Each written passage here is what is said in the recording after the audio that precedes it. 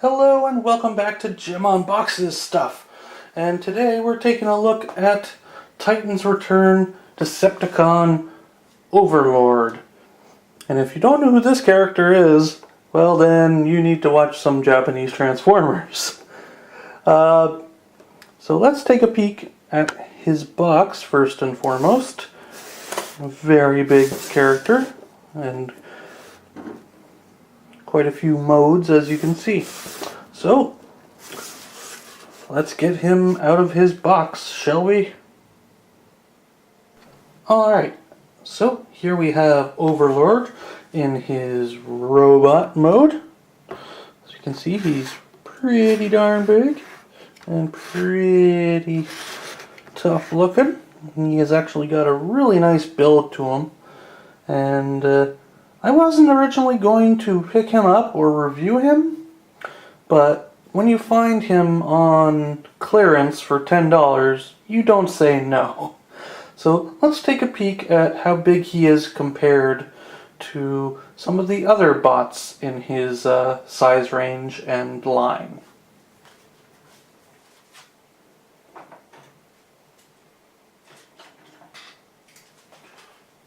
So here we have Rodimus, who is about the same size. And here we have one of the Dinobots. And as you can see, he's way bigger than the Dinobot. But about the same size as Rodimus, if not just a tad taller.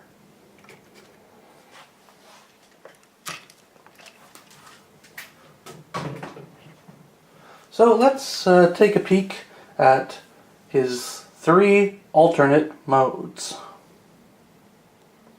And here we have 2 of Overlord's transformations, vehicle-wise, with tank mode, with his Titan Master Dreadnought driving, and his jet mode. Now, how this happens is a happy coincidence in that you have to rip him in half to do it. So, I like this element, and it really harkens back to the original toy, if you actually could ever afford one. I had one a long time ago, loved it to death, but when you need to pay your rent, sometimes you have to get rid of things. So this is not a bad update toy-wise, and I quite like his little Titan Master Dreadnought here. And the modes are not bad. He is solid. Quite honestly, he is very solid for what he is.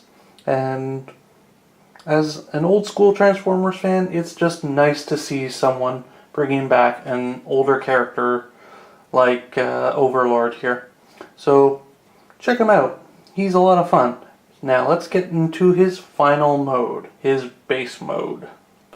And here at last we have Overlord's base mode, which can connect to Titan's Return Trypticon. Now, as much as I love this figure, there are some issues with him, and that's mainly in the sticker department.